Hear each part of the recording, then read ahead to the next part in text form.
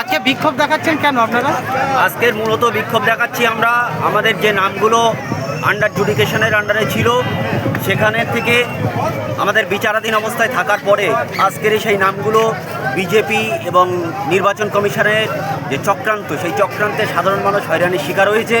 আমাদের নামগুলো ডিলিট হয়ে গেছে, যার কারণে আজকের আমরা সংঘবদ্ধ হয়ে সাধারণ মানুষ আমরা রাস্তায় নেমেছি। যতক্ষণ পর্যন্ত এর কোনো একটা সুষ্ঠু সমাধান না হচ্ছে ততক্ষণ পর্যন্ত আমাদের এই আন্দোলন জারি থাকবে। কতজনের নাম টোটাল বাদ গেছে? টোটাল মাখালগাছা পঞ্চায়েতের মধ্যে প্রায় 600 থেকে 700 শুধুমাত্র আবাসপুরে নাম বাদ গিয়েছে। মাখালগাছায় বাদ গিয়েছে 245 জনের নাম।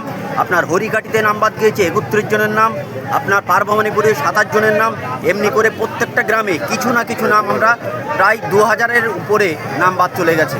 এখন কি চান আপনারা? আমরা চাচ্ছি যে এর একটা নির্দিষ্ট কোনো মীমাংসার জায়গায় চলে আসুক।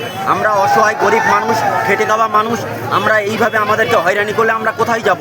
আমরা কিভাবে আমরা এর সুষ্ঠু সমাধান চাই। সামনে নির্বাচন, আমরা নির্বাচনকে কেন্দ্র করে আমাদের কোনো রকমের অশান্তি বাতাবরণ আমরা চাই না। আমরা রাজ্যের কমিশনার এবং মাননীয় প্রশাসন যারা আছে তাদের কাছে অনুরোধ, আমাদের এই সমস্যার সমাধান হোক, যত দ্রুত সম্ভব আমাদের এই সমস্যার নিষ্পত্তি হোক। আপনার নাম? আমার নাম হাবিবুল ইসলাম।